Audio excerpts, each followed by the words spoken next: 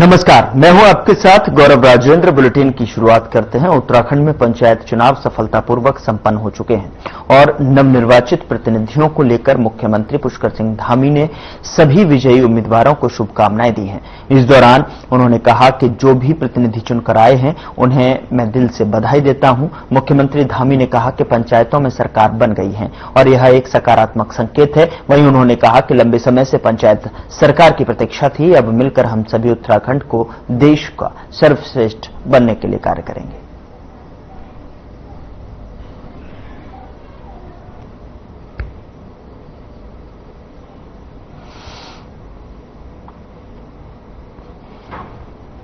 उत्तराखंड की जनता ने सदैव हमको प्रोत्साहन दिया है। आदरणीय प्रधानमंत्री श्री नरेंद्र मोदी जी के नेतृत्व 2014 में आने के बाद हर एक चुनाव, लोकसभा चुनाव हो, विधानसभा चुनाव हो, नगर निगम के चुनाव हो या अब आने वाले अब ये संपन्न हुए पंचायत चुनाव, सभी चुनाव भारतीय जनता पार्टी की सरकार बनी है और इसी प्रकार पंचायतों में बड़ा हमें समर्थन दिया है। हम बड़े जनता के आभारी हैं और सब मिलकर जितने लोग भी इसमें विजयी हुए हैं, जो भी प्रतिनिधि चुनकर आए, मैं सबको बधाई देता हूं, शुभकामनाएं देता हूं। हम मिलकर उत्तराखंड को देश का श्रेष्ठ राज्य बनाने के लिए सब काम करेंगे। पंचायतों में भी सरकार बन गई है, लंबे समय से इसकी प्रतीक्षा थी। सबको मेरी शुभकामनाएं, सबको बधाई और एक अच्छा चुनाव संपन्न कराने के लिए। मुख्यमंत्री पुष्कर सिंह धामी ने चमोली जिले में गैरसैंण के ग्राम पंचायत की नवनिर्वाचित प्रधान 21 वर्षीय प्रियंका नेगी को बधाई दी और इस दौरान मुख्यमंत्री पुष्कर सिंह धामी ने कहा कि सरकार सारकोट को आदर्श ग्राम के रूप में विकसित कर रही है और अन्य जिलों में भी इसी तरह इसी आदर्श ग्राम बनाए जाएंगे और सभी जल्द ही मुख्य विकास अधिकारी सारकोट का अध्ययन करेंगे। और आपको सुनवाते हैं कि आखिर सीएम धामी ने प्रियंका से क्या कुछ बातचीत की है।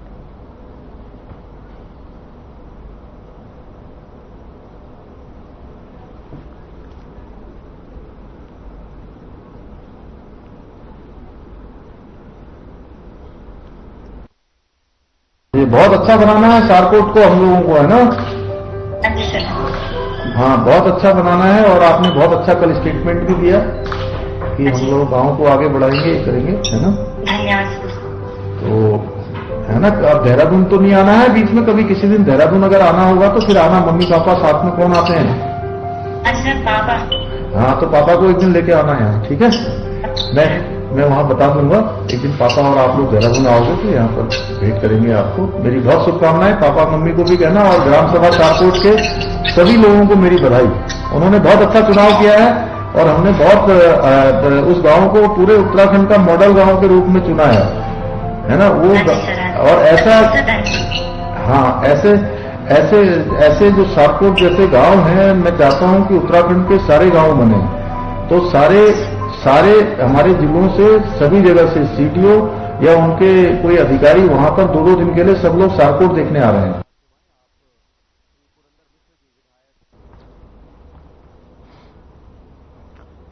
उत्तराखंड में हाल ही में संपन्न हुए पंचायत चुनावों के नतीजों पर कांग्रेस ने देहरादून में प्रेस वार्ता की। दरअसल आपको बता दें कि यहां पर प्रेस वार्ता के माध्यम से जोरदार प्रतिक्रिया दी गई है। कांग्रेस प्रदेश अध्यक्ष करण माहरा ने दावा किया कि राज्य में कई जिलों में कांग्रेस समर्थित प्रत्याशियों ने उल्लेखनीय प्रदर्शन करते हुए बड़ी जीत दर्ज की है। उन्होंने कहा कि देहरादून, पौड़ी और चमोली जैसे जिलों में कांग्रेस ने गांव स्तर पर जनता का विश्वास जीतकर एक नई ऊर्जा का साथ वापसी की है। करण माहरा ने इस गांव सरकार कांग्रेस वापसी बताते हुए कहा है परिणाम भाजपा के खिलाफ है। चुनाव उत्तराखंड की जनता में कांग्रेस का अपना आशीर्वाद दिया है। कांग्रेस प्रदेश अध्यक्ष ने आगे कहा कि बीजेपी अपनी प्रमुख सीटों तक नहीं पहुंच पाई। उन्होंने आरोप लगाया कि भाजपा ने वरिष्ठ नेता, विधायक और पूर्व कैबिनेट मंत्रियों के परिजन तक इन चुनावों में पराजित हुए हैं।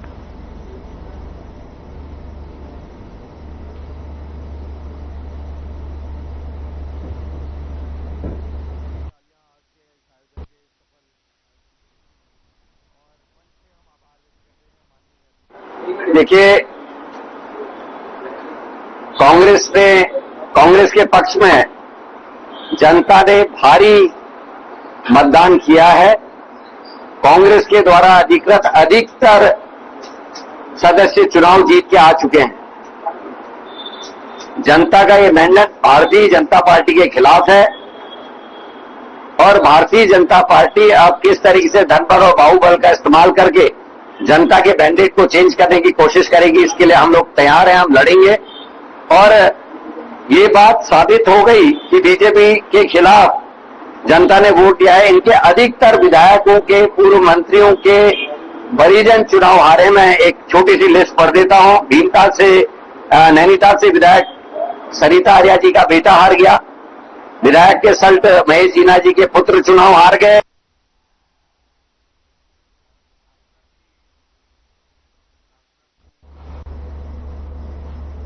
हरिद्वार सचिवालय में बैठक का आयोजन किया गया और इस दौरान बैठक में लोकसभा क्षेत्र के अंतर्गत आने वाली विधानसभाओं में मुख्यमंत्री पुष्कर सिंह धामी ने घोषणाओं और अन्य कार्यों की समीक्षा की। इस दौरान सीएम ने कहा कि विधानसभा क्षेत्रों की विभिन्न जन समस्याओं के समाधान के लिए अधिकारी विधायकगणों से निरंतर संवाद करें और राज्य की सभी 70 विधानसभाओं के अंतर्गत की गई घोषणाओं और अन्य महत्वपूर्ण योजनाओं के सफल क्रियान्वयन के लिए शासन, प्रशासन और विधानसभा क्षेत्र के बीच में सेतु की भूमिका में कार्य करने के लिए नोडल अधिकारी के रूप में अपर सचिव स्तर के अधिकारियों को जल्द जिम्मेदारी दी जाएगी।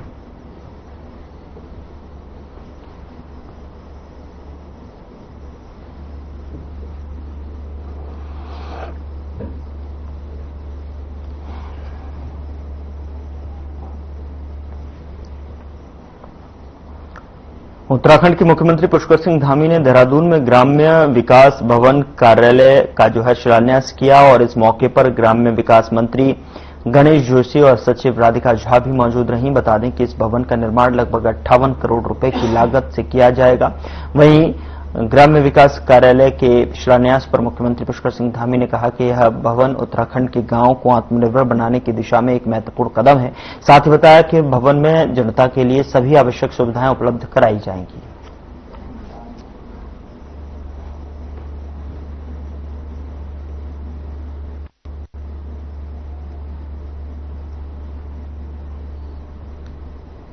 विभाग है और उसमें उसकी कई शाखाएं हैं।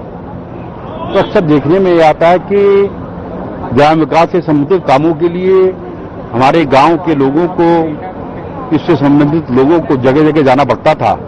जब एक ही छत के नीचे सारी सुविधाएं, सारे भवन होंगे तो उनको ये भागदौड़ बचेगी और सारी सुविधाएं यहाँ पर मिलेंगी। ग्राम्य विकास का, जिसमें एक ही भवन के अंदर बहुत सारे कार्यालय होंगे। यहाँ पर ग्रामीण विकास से जुड़ी हुई सभी योजनाएं होंगी। लोगों को अनेक दफ्तरों का आना जाना पड़ता था, संसाधन भी खर्चे होते थे, समय भी खर्चे होता था। अब यहाँ पर एकीकृत भवन बन जाएगा। एक ही स्थान पर सभी कार्यालय यहाँ पर मिलेंगे, सभी लोग मिलेंगे। निश्चित रूप से ये बहुत हमारी योजनाओं को बनाने में, जन जन तक पहुँचाने में बहुत सहायक सिद्ध होगा। मैं बधाई देता हूँ सबको, विशेषकर हमारे रायपुर क्षेत्र के विधायक जी को और उनकी यहाँ की समस्त जनता को कि उनके क्षेत्र में ये भवन निर्मित हो रहा है। ग्राम्य विकास मंत्री जी को भी बधाई देता हूँ और उत्तराखंड की जनता को बधाई देता हूँ कि उनके लिए शानदार भवन का निर्माण होने जा रहा है।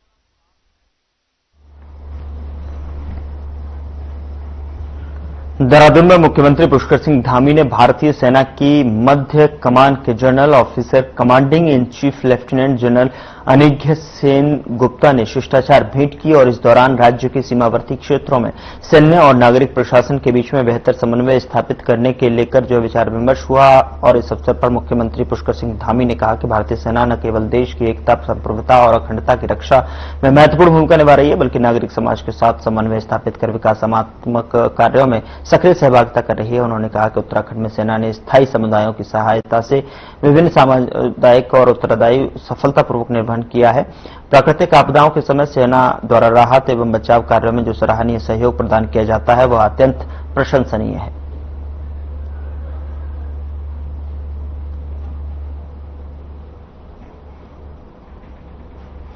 नगरपालिका सभागार में बोर्ड बैठक आयोजित की गई, जिसकी शुरुआत सभासद गीता कुमाई और जसवीर कौर ने की है। तो वहीं इस दौरान बैठक में इन्होंने कई मुद्दों को लेकर अपनी असहमति जताई, जिससे बोर्ड बैठक में हंगामा मच गया। जिसके बाद सभासदों ने आरोप लगाया कि बिना उनके संज्ञान में लाए बैठक में कई प्रस्ताव रखे गए, जिसमें कर्मचारियों के आवास और टाउन हॉल को UR50 में लाने का प्रस्ताव सरासर गलत है, जिसका शक्ति विरोध करते हुए और यह विरोध आगे भी जारी रहेगा। तो वहीं पालिका अध्यक्ष मीरा सकलानी ने कहा कि कुछ मुद्दों को लेकर सभासदों का विरोध था, लेकिन सभी विषयों पर सहमति बनाकर सारे कार्यों को अंजाम दिया जाएगा।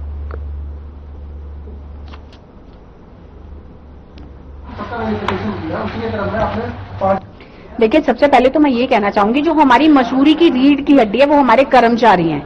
आज हम चुन के आए हुए जनप्रतिनिधि ये कह देते हैं कि किसी भी विभाग से संबंधित काम हो, हम कर्मचारियों को कहते हैं और वो लोग काम करते हैं। तो कर्मचारियों का ध्यान रखना भी हमारा ही फर्ज बनता है, हमारा ही कर्तव्य बनता है।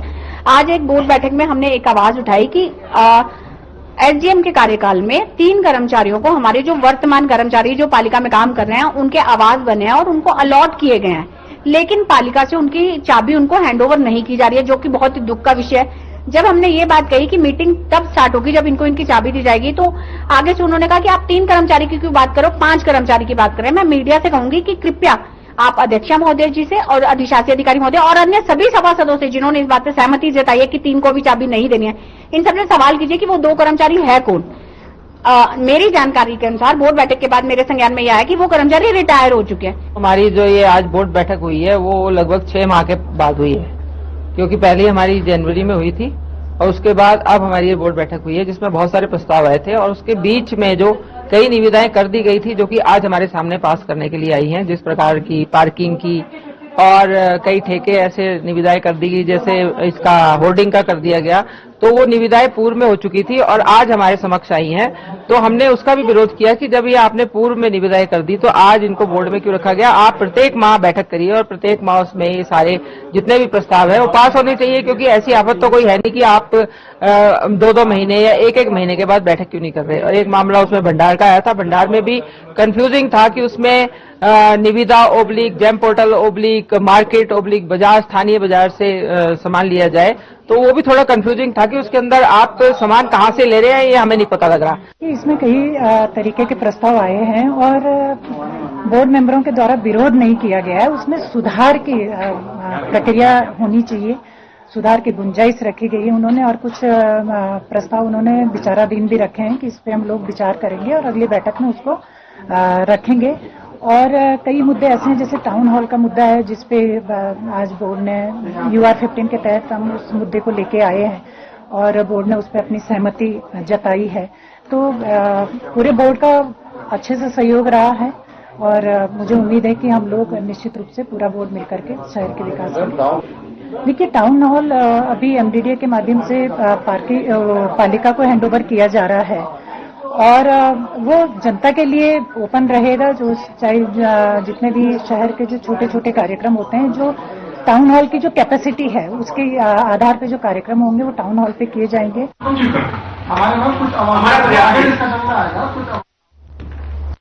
सेना में तैनात सैनिक के बेटे की इलाज के अभाव में मौत को लेकर कांग्रेस पार्टी के प्रदेश अध्यक्ष करण माहरा ने सरकार को जमकर घेरा है।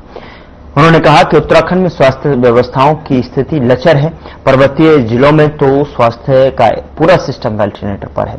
उन्होंने मुख्यमंत्री पुष्कर सिंह धामी के सोशल मीडिया पर दिए गए उस बयान की तीखी निंदा की। उन्होंने इस मामले में अधिकारियों को जिम्मेदार ठहराया है। उन्होंने कहा कि बागेश्वर में एक मासूम बच्चे की चिकित्सा सुविधा के अभाव में मौत की लेकर समाचार अत्यंत पीड़ादायक और दुर्भाग्यपूर्ण है। बागेश्वर में बच्चे की मौत के मामले पर 4 चिकित्सा अधिकारियों को कारण बताओ नोटिस दिया गया है, जबकि पीसीसी चीफ करण माहरा का कहना है कि चमोली जिले के सुदूरवर्ती क्षेत्र में भारतीय सेना में तैनात सैनिक के बच्चे का 5 अस्पतालों के बावजूद इलाज नहीं हो पाया, हायर सेंटर रेफर किया गया। इसके लिए अधिकारी नहीं बल्कि उत्तराखंड के स्वास्थ्य मंत्री दोषी हैं। इस बात को कह रहा हूं कि रेफर सेंटर बन के रह गए हैं अस्पताल। एक बार नहीं, दर्जनों बार मैं इस बात को कह चुका हूं। सरकार लगातार झूठ बोलते रही। पर्वतीय क्षेत्रों के अस्पतालों की दुर्दशा है, चाहे वो कुमाऊं के हों चाहे गढ़वाल के हों। इस समय आप केवल बागेश्वर की घटना का जिक्र कर रहे हैं। हजूर 10 तारीख को जो दिनेश चंद जी का बच्चा मरा चमोली जनपद का, वो फौजी जो बॉर्डर पे जम्मू कश्मीर में देश की सेवा में लगा हुआ है, उसकी मां, उस बच्चे की मां और उसकी दादी, बूढ़ी दादी एक अस्पताल से दूसरे अस्पताल के चक्कर काटते रहे। 5 अस्पतालों में उनको जाना पड़ा, एक ने दूसरे पर रेफर किया, दूसरे ने तीसरे पे। और जब इस तरीके से होते रहा, दिनेश चंद ने वहां के डीएम से बात की और डीएम ने जब तक एम्बुलेंस भेजी तब तक काफी देर हो चुकी थी, उसका बच्चा मर गया। उसी तरीके से बागेश्वर की घटना है।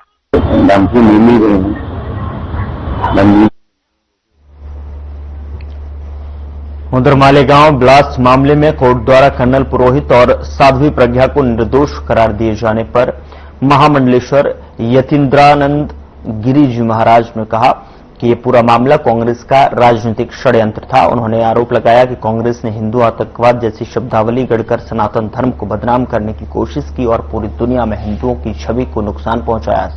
साथ ही उन्होंने कहा कि साध्वी प्रज्ञा एक साध्वी और महिला होते हुए भी जेल में अमानवीय यातनाओं की शिकार हुई, जो अत्यंत दुर्भाग्यपूर्ण, और न्यायालय के फैसले का स्वागत किया, परंतु ये भी कहा कि इतने वर्षों तक सत्य को साबित होने में जो समय लगा वह न्याय व्यवस्था की कमजोरी को दर्शाता है।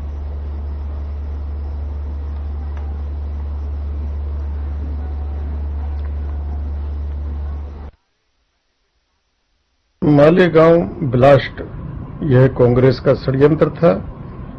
दुनिया में हिंदू आतंकवाद, सनातन हिंदू को आतंकवादी घोषित करने का, हिंदू धर्म को बदनाम करने का। आज न्यायालय ने कर्नल पुरोहित साध्वी प्रज्ञा को पूर्णतः इस अपराध से मुक्त किया है। न्यायालय का निर्णय स्वागत योग्य है, किंतु दुर्भाग्य है कि सच को सच साबित करने में न्यायालय को इतना समय लगा। उस साध्वी, उस एक स्त्री के साथ जो अमानवीय, बर्बर, अशोभनीय जो यातनाएं जेल के अंदर उस समय की कांग्रेस सरकार ने दी, आखिर न्यायालय उसका क्या उत्तर दे पाएगा? समाज क्या उसका उत्तर दे पाएगा? कांग्रेस को देश से माफी मांगनी चाहिए और कांग्रेस के ऊपर इस मामले को लेकर आपराधिक मुकदमा दायर होना चाहिए। कांग्रेस ने पूरी दुनिया के अंदर हिंदू आतंकवाद का नैरेटिव खड़ा करने की कोशिश की।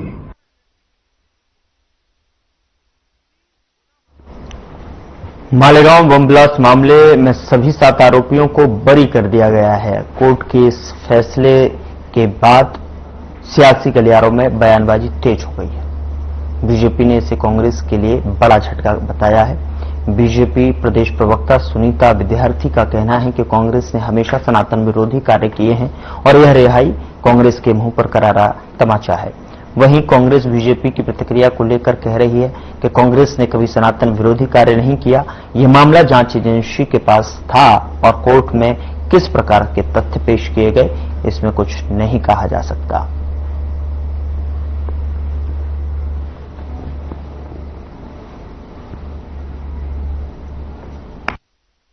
भारतीय जनता पार्टी को ये समझने की आवश्यकता है कि ये कांग्रेस के मुंह पे कोई तमाचा नहीं है।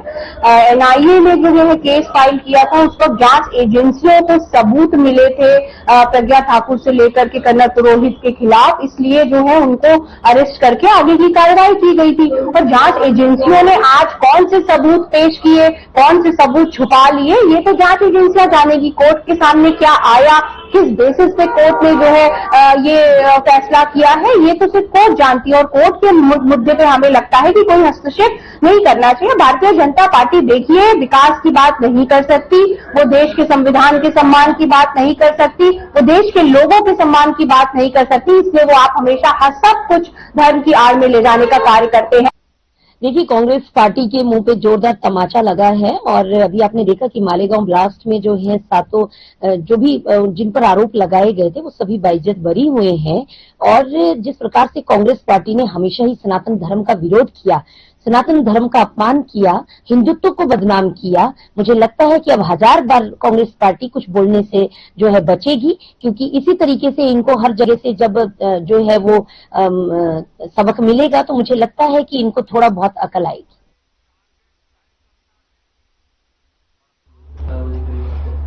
जसपुर में एक बार फिर विद्युत विभाग की बड़ी लापरवाही सामने आई है, जहां पर जसपुर में एलटी लाइन की चपेट में आकर लाइनमैन की मौत हो गई। परिजनों ने ऊर्जा निगम पर लापरवाही का आरोप लगाया कर हंगामा किया। उन्होंने शव रखकर हाईवे जाम कर दिया। बता दें कि मोहल्ला जोशियान निवासी सतीश कुमार जोशी 48 वर्ष उम्र हेल्प सेल्फ ग्रुप कंपनी में बैनर तले 10 साल से संविदा कार्यरत था। मोहल्ले वालों की मदद से उन्हें निजी नर्सिंग होम ले जाया गया, जहां डॉक्टरों ने मृत घोषित कर दिया। मृतक के भाई अनिल जोशी ने बताया कि घटना के 2.5 घंटे के बाद भी अधिशासी अधिकारी ने परिजनों को कोई संपर्क नहीं किया और न ही एसडीओ का फोन उठा, जिसके बाद आक्रोशित परिजनों ने हाईवे जाम कर दिया। वे मृतक के एक परिजन को जो है नौकरी देने, मुआवजा देने और प्रकरण की जांच करने की मांग पर अड़े थे।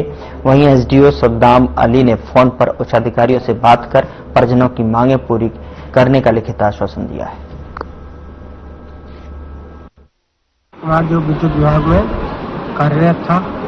शाम 7 बजे लाइन खराब होने पर उन्होंने एक सिट डाउन लिया था।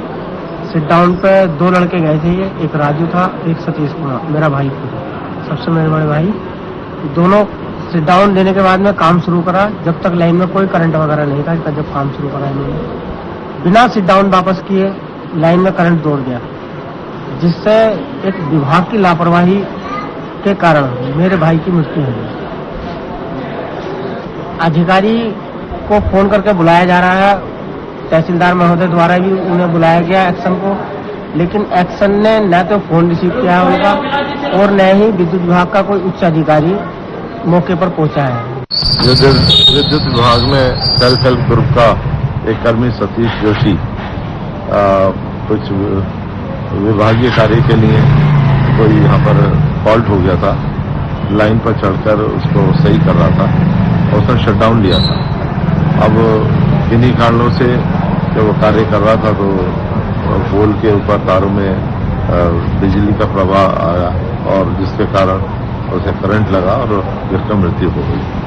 तो बड़ी दुखद घटना है। अभी यहाँ पर उनके जो परिवारजन हैं उन्होंने अपनी बॉडी जो है यहाँ पर सब स्टेशन के सामने रखी हुई है और इस समय जो है एक समझौता नामा विद्युत विभाग के अधिकारियों से साथ उनका हुआ है, जिसमें ये कहा गया है कि उनके किसी एक बच्चे को सेल्फ हेल्प ग्रुप में विभाग द्वारा नौकरी दी जाएगी।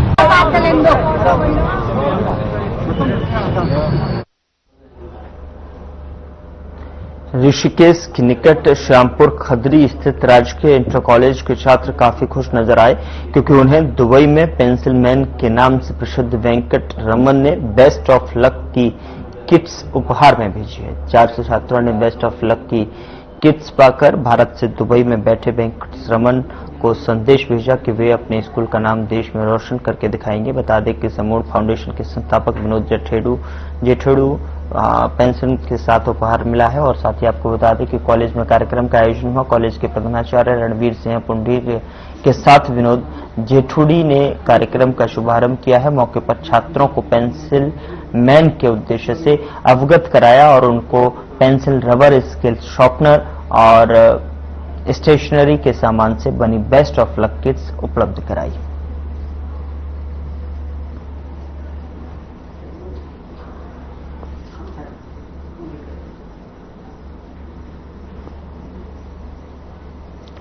प्रदेश में मानसून एक बार फिर से लोगों को परेशान करने वाला है। मौसम विभाग ने जो है इसको लेकर अलर्ट जारी किया है।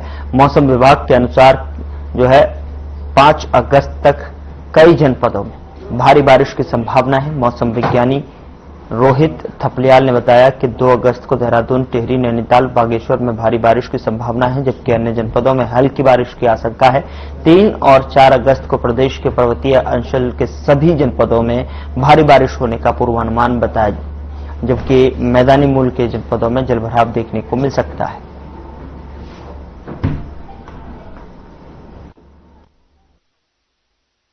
बारिश की बात करें तो 1 तारीख और 2 तारीख को उत्तराखंड के जो पर्वतीय जिलों में जैसे देहरादून है, टिहरी है या नैनीताल, बागेश्वर, यहाँ कहीं कहीं जो भारी वर्षा मिल सकती है। उसके बाद 3 और 4 तारीख को थोड़ा वर्षण में वृद्धि की संभावना लग रही है। तो इसमें जो 3 तारीख को बागेश्वर में भारी से बहुत भारी वर्षा मिलने की संभावना है, जबकि जो नैनीताल, देहरादून, पौड़ी, टिहरी या अंदर के उत्तरकाशी, रुद्रप्रयाग जनपद है, इनमें कहीं कहीं भारी वर्षा मिल सकती है। इसी तरीके से 4 तारीख को भी जो कुमाऊं में बागेश्वर है, नैनीताल है या चंपावत है, वहां भारी से बहुत भारी वर्षा कहीं कहीं मिल सकती है। पहाड़ों की रानी मसूरी में आने वाले पर्यटकों को अब 4 धाम यात्रा की तरह ही रजिस्ट्रेशन करवाना जरूरी होगा। सरकार ने यह नई व्यवस्था लागू कर दी है, जिसके दायरे में राज्य से बाहर के वो सभी पर्यटक आएंगे जो मसूरी घूमने का प्लान बना रहे हैं। वहीं मुख्यमंत्री पुष्कर सिंह धामी ने इस नई पंजीकरण व्यवस्था को पर्यटकों की सुरक्षा के लिए बेहद जरूरी बताया है, जिससे मसूरी आने वाले पर्यटकों की सटीक संख्या भी सरकार को मिल सकेगी।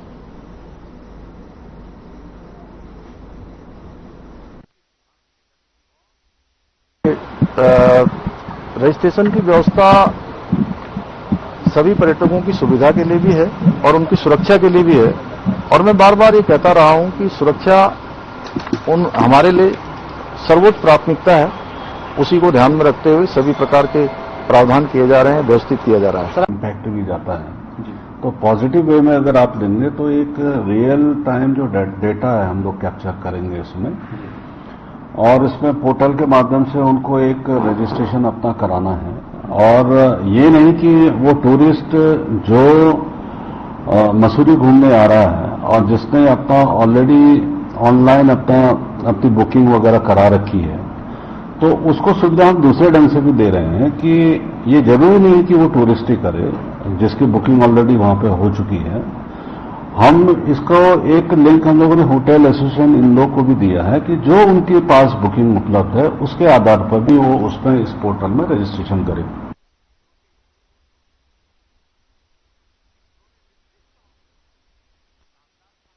फिलहाल बुलेटिन में इतना ही। नमस्कार।